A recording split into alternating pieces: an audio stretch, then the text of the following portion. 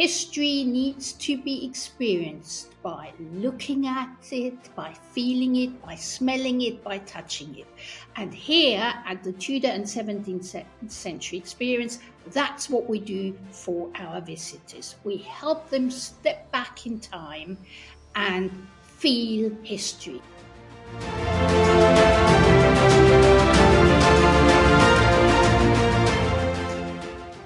I want to thank my dear friend, Brigitte Webster, for joining me again on the podcast to talk about Christmas past, specifically Tudor and 17th century Christmas as experienced at Old Hall. Welcome, Brigitte, and thank you so much for joining us. Well, hello, and I am privileged of being here again. As you know, I absolutely enjoy chatting to you.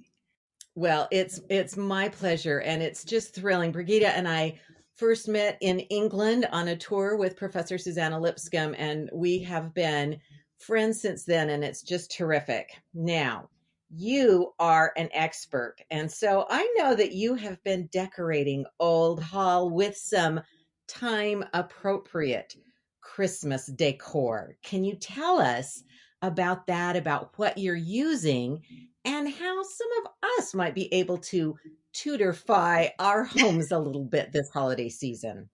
Yes, of course. Well, I love living history, as I've explained. And at Christmas, there is no exception to that rule. I do try and see whatever I can do to make this place feel more Tudor authentic.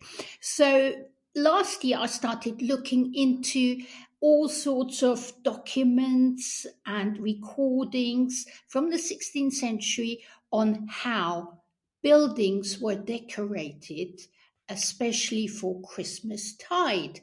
And I found it hugely interesting in what I discovered. So I now know for sure that ivy and holly were used to decorate not just churches, but also people's home. And more specifically, ivy seems to have been used on the outside of the front door, where holly inside. And there is even one record from St. Mary on the Hill Church in Chester, where we have records, probably from the 1540s, that very clearly describe that candles were stuck together with a line of holly.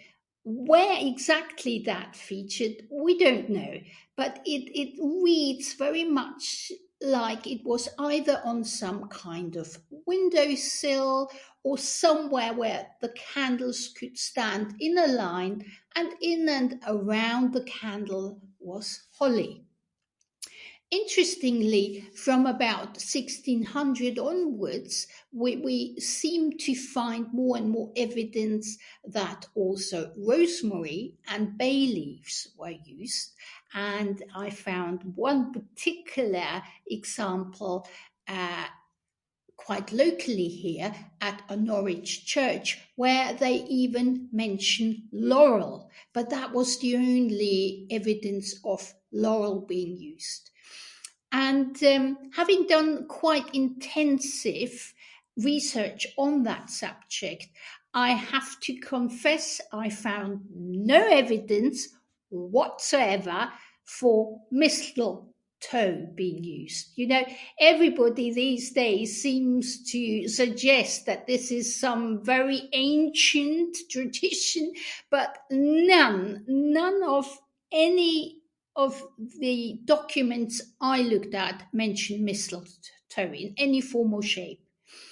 And the other interesting discovery I made is that during the reign of Edward VI, it really seems that any decking of the halls seems to disappear completely.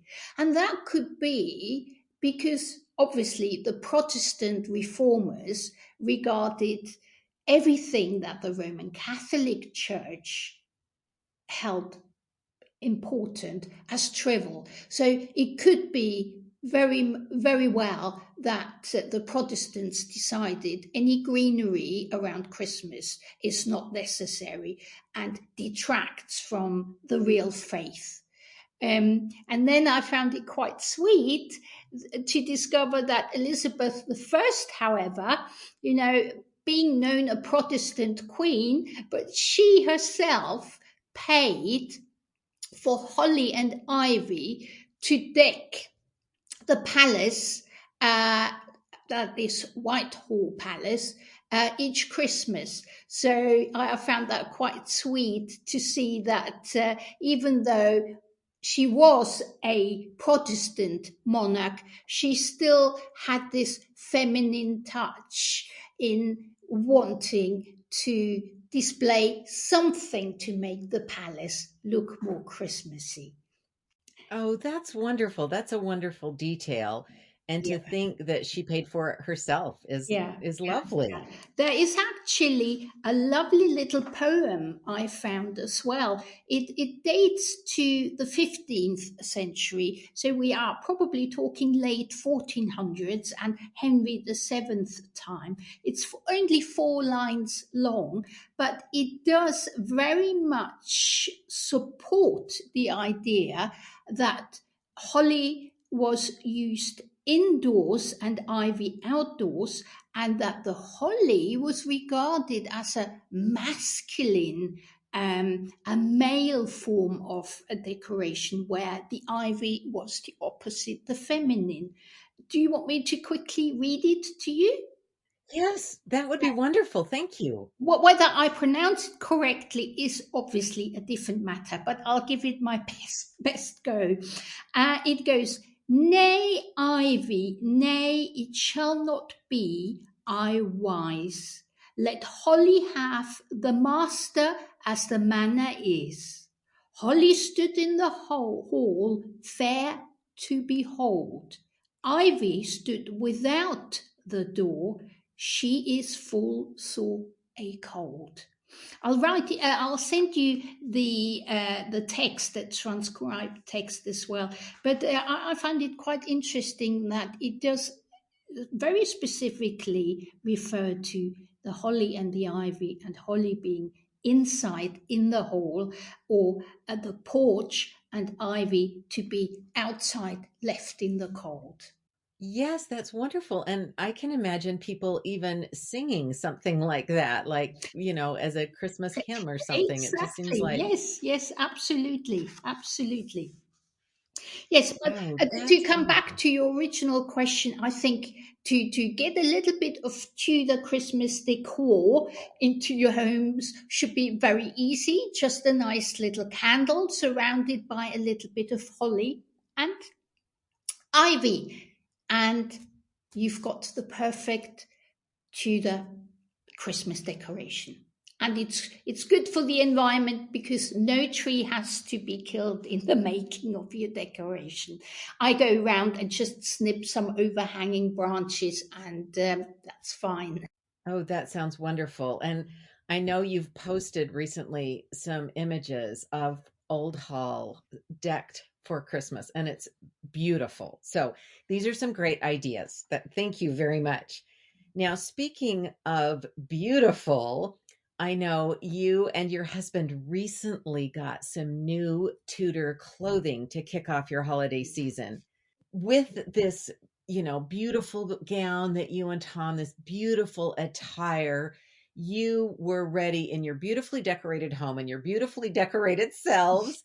Now you are ready to host a Tudor Christmas experience at Old Hall. Tell us about this first Tudor Christmas experience at Old Hall. It was amazing. It was so much fun for everybody involved. And I was so lucky to have a number of volunteers who were very keen to just come and help.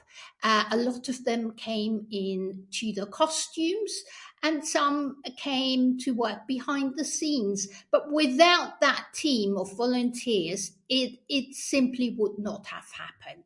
So I am eternally grateful to my fabulous team of volunteers. And what we did, we had 50 people, a give or take one or less, but it was roughly 50 people. And we had to divide them into smaller groups of 10 or less, because here in England we have very strict COVID regulations, and any indoor event has to be less than 10 people in any room at any time. So that's what we did. We decided, okay, we're going to divide them into smaller groups, and we offer them a type of circuit activities program. So they do something for half an hour, and then they move on to a different room and do something else there. And that way it worked very well. So we had a group that started with a house tour, and that was led by myself, by Tom, and a third volunteer, all in Tudor dress and outfit. And we showed them the principal rooms. We explained the history of the house and the family who lived here, who built it, and answered any questions that the people had on the furniture or the paintings or whatever they saw and they wanted to know about. And obviously they all noticed the decorations, the Tudor decorations, but I think they mostly enjoyed the fireplaces that we had lit for a little bit of warmth, because we don't have any central heating here, and to comply with COVID regulations, we also had to have the windows slightly open to allow fresh air to circulate, and that on that very, very cold day made the house Tudor authentically cold. We did warn all our visitors and said, please do bring the warm coats, gloves and hats. You might need them, and some of them did. So they were taken through the house for half an hour, and then they joined Jay, who was performing Tudor music in our Tudor Great Hall downstairs. And she was accompanied by a lute player, Christina, who was just absolutely awesome as well. And together they performed various three songs. I'm now not sure whether song is the right word, but Jay sang for us "O Death, Rock Me Asleep," which is believed to have been written by Anne Boleyn a few days before her execution. And then she delighted us with "Pastime with Good Company," which was composed by Henry VIII himself. And the third one they performed was "A Virgin Most Pure," because we also wanted to bring in something Christmassy, and that tells the story of Jesus being born and so on.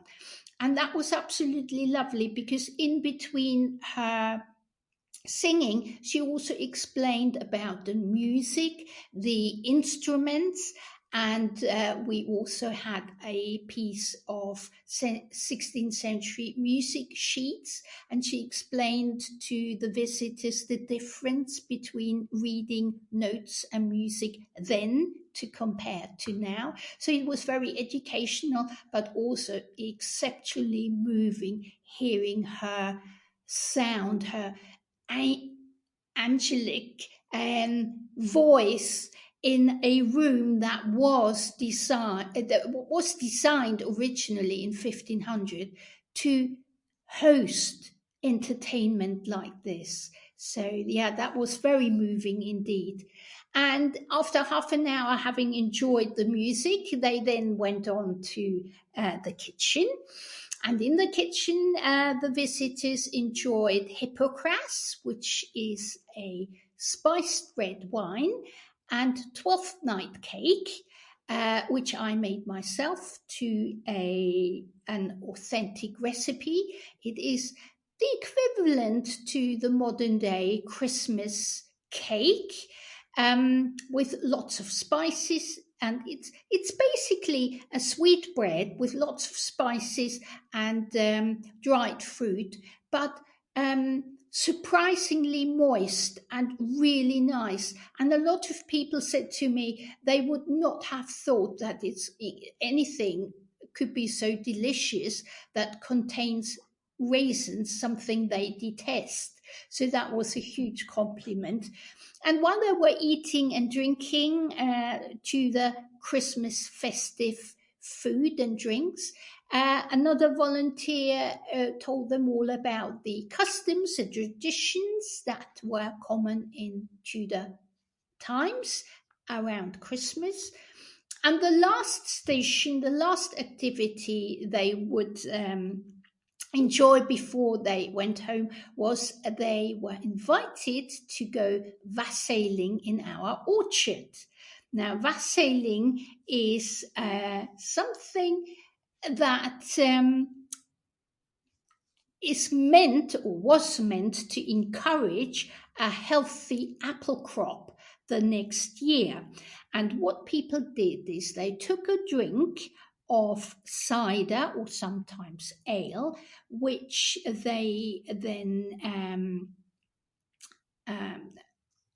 they added spices like nutmeg and ginger and obviously sugar, and baked apples. And that drink they took in a wassail bowl, which was basically a very, very big wooden bowl. And they took that into the orchard, and there they would then dunk bread, or again sweet bread, into it, eat a little bit of it, I presume, but stuck some of it into the apple trees or pear trees, and gave a little bit of that wassailing drink, which is sometimes also referred to as lamb's wool, to the roots of every single fruit tree, in order to encourage a better crop the next year.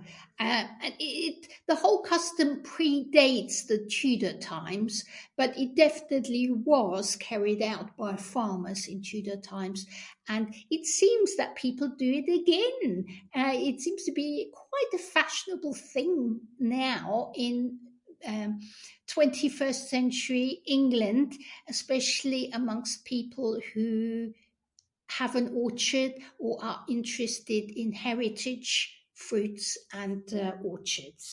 That's really interesting. I've heard about wassail, but I've never heard of giving some to the trees like that. That's Yeah, fascinating. yeah, and I find, and that was the fun bit we did. So originally that bowl would have been passed from one recipient to the next. Well, we obviously gave everybody their own little cup, but originally that big cup would have been passed around, and everybody was singing or crying out "Wassail," and the person who had a drink and passed it on to the next person would respond by saying "Drink Heil." So you have all this "Drink Heil" and "Wassail" and "Drink Heil" and "Wassail" going on in the orchard, which, yeah, I suppose is quite interesting. And we did that. So everybody who joined, every visitor was allowed to also do a bit of wassail and drink high, but we cheated in everybody was entitled to have their own little cup. Well, I think probably in these days, especially, that's a good a little modification there. That sounds Wonderful. What a great experience for those lucky people who were able to join you. And will this be an annual event? Oh, I think so. We had so many more people who wanted to book tickets, but because we were limited to 50, because of the strict COVID regulations, we had to really cut it at 50. But we had a huge waiting list, and I am convinced that next year several will return. And so, yeah, definitely an annual event now. It was also, yeah, it was so much fun, and everybody engaged, and everybody before they left came and thanked us and said it's so cool to do something like this, and it's so different to anything else they've ever done. And yes, basically everybody was very excited, and all my volunteers are coming back, they said. In fact, quite a few of our visitors asked whether they could be volunteers as well, because they thought so much enjoyed it. Oh, I'm so glad. Well, that's wonderful to hear about. So, everyone, mark your calendars and start preparing for that. Now, when I think of Christmas and the holidays, I have to say, in addition to all those wonderful things, I do start thinking about food and special treats and beyond the 12th night cake. Can you tell us some of the things that might be on the menu at Christmas time that wouldn't be there any other times, or what are some of the special Christmas treats in Tudor times? Right. Well, one that we probably are still familiar with are the mince pies. But the major difference is that nowadays mince pies are only sweet. In Tudor England, they consisted of quite a portion of meat, shredded leftover mutton, or sometimes veal, suet, which is fat, animal fat, sugar, dried fruits, spices, and sometimes they also consisted other little things that, the cook decided needed to go in, like apples.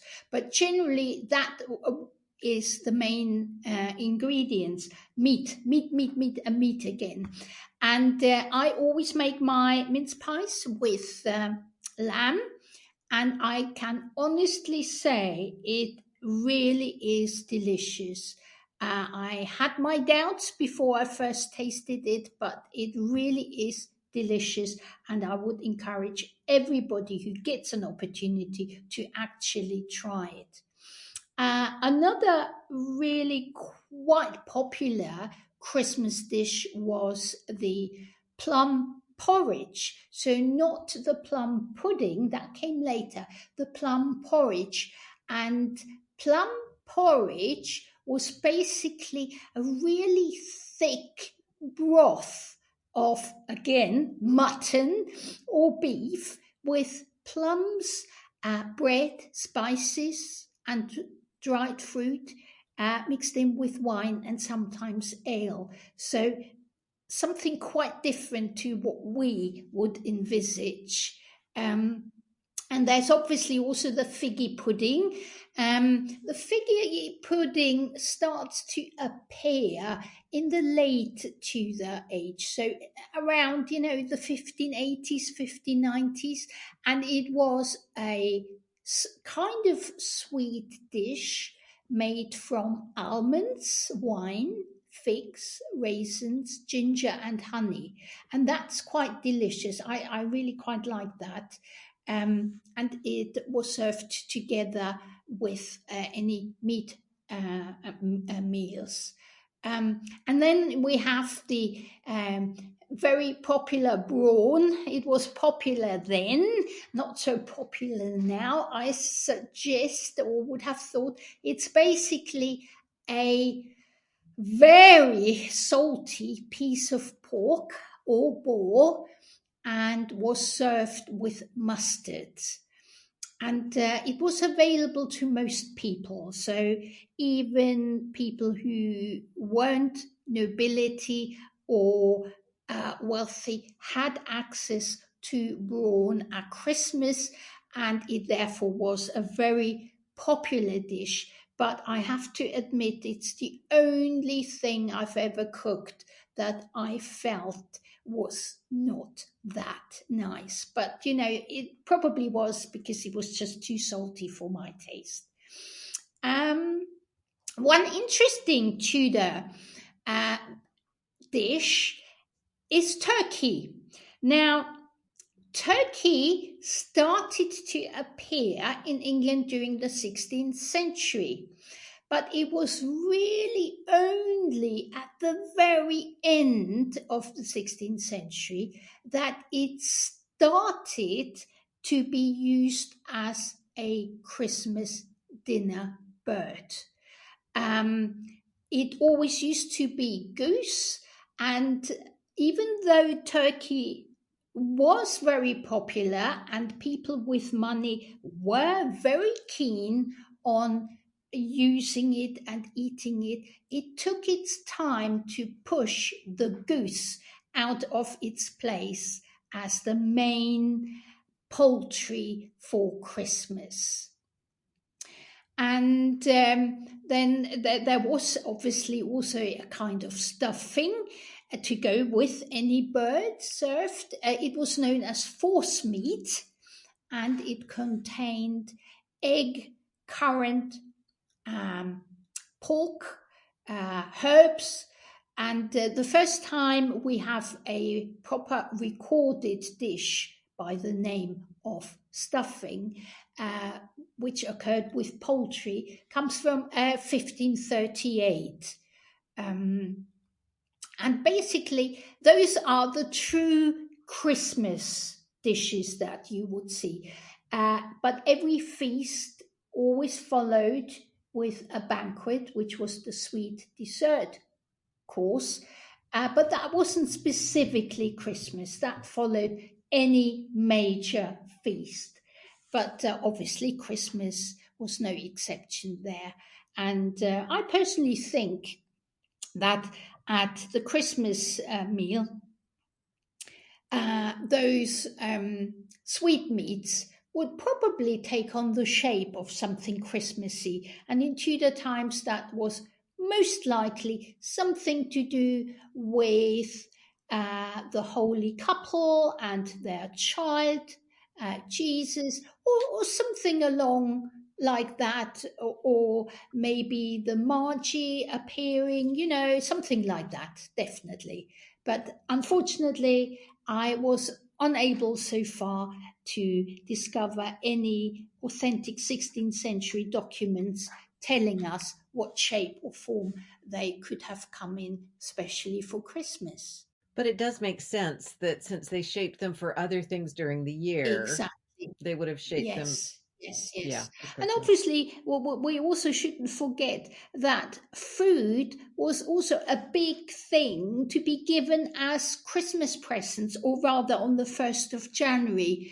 And we have books upon books that do nothing but list account books and recordings on what piece of food was given and received by whom, when, which year. A little bit like English people sometimes record who gave them a Christmas card and who received one. In Tudor England, it was very common to take stock of what was given and what was received, and food features heavily.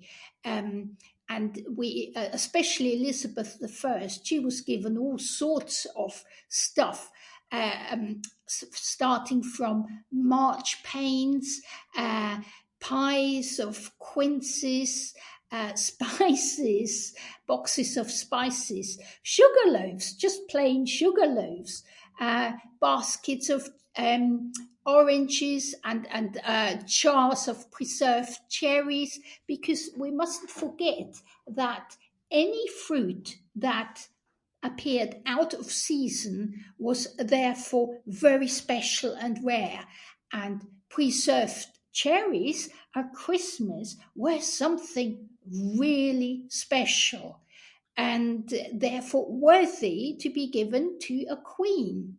I love the idea of giving the queen some cherries that you have preserved. I mean, that would be quite a special Yes, gift. yes, oh, absolutely. But you see, even the poor people were encouraged to give presents to their monarch, and they were allowed to gift something quite simple like pears and apples, because even pears and apples at Christmas time are something special, because these poor farmers or tenants had to make sure that they last from the time of their harvest to Christmas time.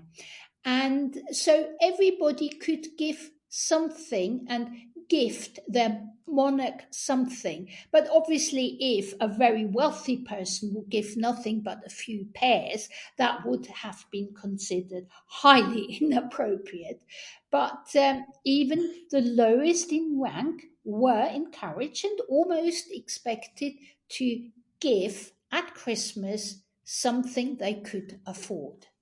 That's really interesting. And it is a way of the queen connecting with her people and receiving those gifts. And if it was an appropriate gift for your place in life, then you got your moment of, shining. That's wonderful. I love that idea of carefully preserving cherries or a pear or whatever it is through the harvest and taking, making sure it's preserved right because it's going to the Exactly. queen. And what I find fascinating is that it was deemed to be important enough that it was registered who gave what. For instance, uh, I just have a few examples here to show you how detailed that recording was. For instance, for Christmas in 1567, she was gifted some cheese in a case by somebody called Tryford, who was a clerk. So he was not a well earning person, but we know his name, we know his profession, and we know exactly what he gave the Queen in 1567 on New Year's Day. And there are numerous examples of that where commoners are mentioned by name and what they gave.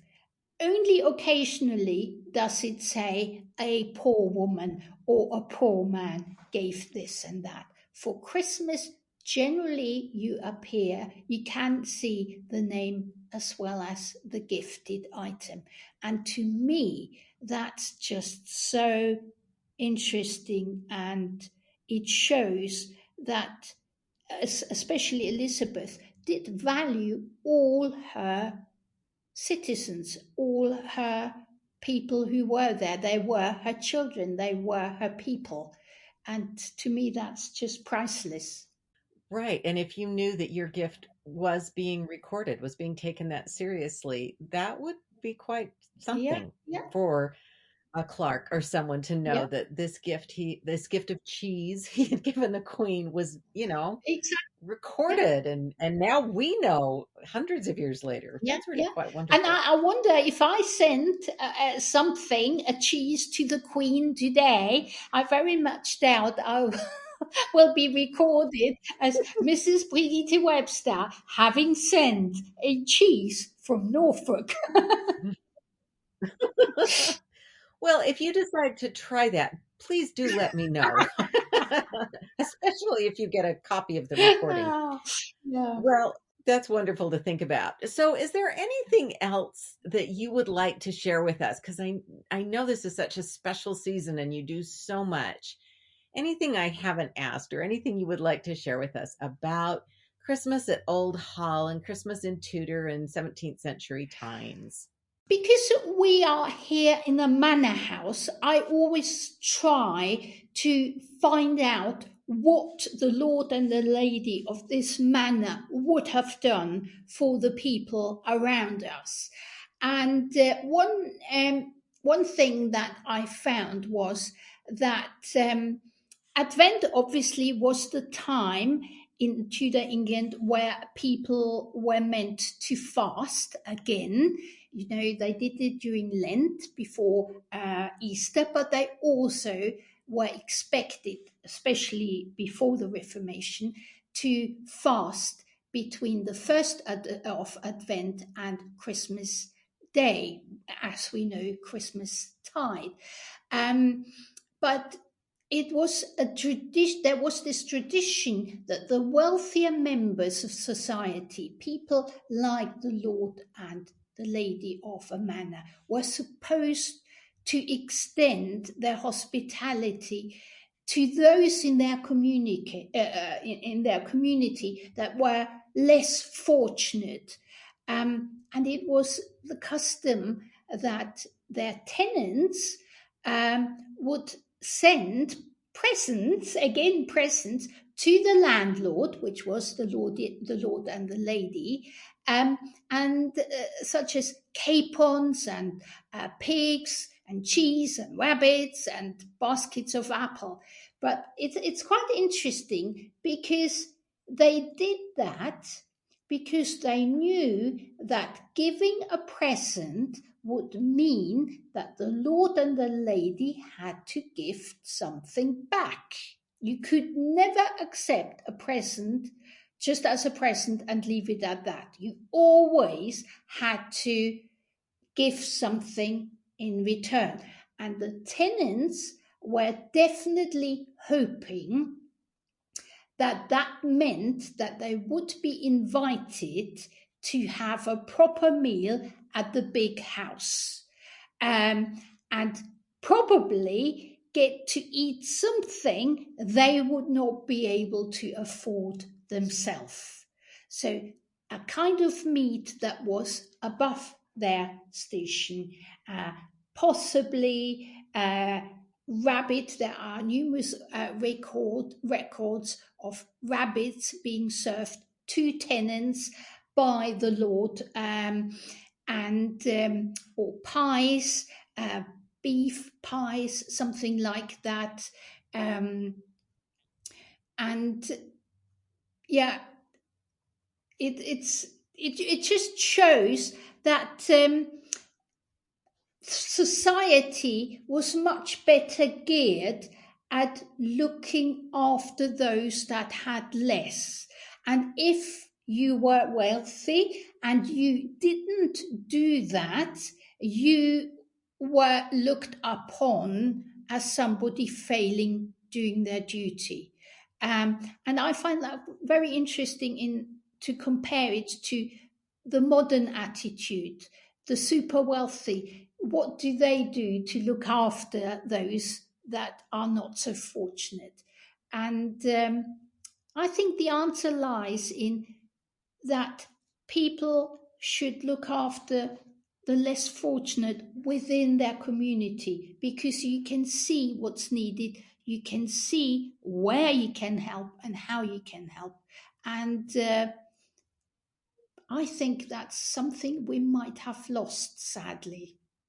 Well, and it's a wonderful notion that it was considered their duty. Those who were wealthy and who had more, it was part of their duty to look after their community and to take care of tenants and servants and those who worked on the farms and all of Yeah, those kinds of things. So that's a really wonderful sort of societal contract that, these people work really hard and then they're invited to a meal where they can, really enjoy something they would only enjoy at Christmas time by invitation.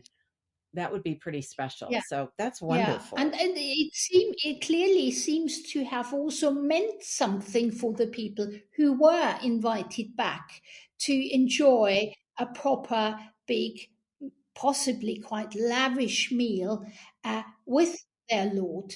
And that I also find touching, that it meant something to them to be treated by their Lord to a meal, where I think these days, I don't know, I suppose we still get excited if we win a a meal with some celebrity. We get excited and think, "Oh yeah!" I suppose you could compare it a little bit like that, couldn't you? But there is, as you say, I think there's something different if you feel like this person who's sharing this wealth and this amazing meal is someone who's looking out for Yeah, you. yes, I think so. Well, I think what you're doing to keep Old Hall alive and well and allow people, I love that phrase you used, to not just step back in time, but for people to really feel the history and immerse themselves in the history and what we can learn from that, I think is really wonderful and a great gift to all of us. So, Brigitte, thank you so much for joining us and sharing the holidays and Christmastide and the gifts being exchanged on the new year and all of those things. We have learned so much from you, and I so appreciate your joining us. Well, thank you so much for having me on your podcast. I thoroughly enjoy chatting to you, and I feel very valued being asked and allowed to come and talk to you.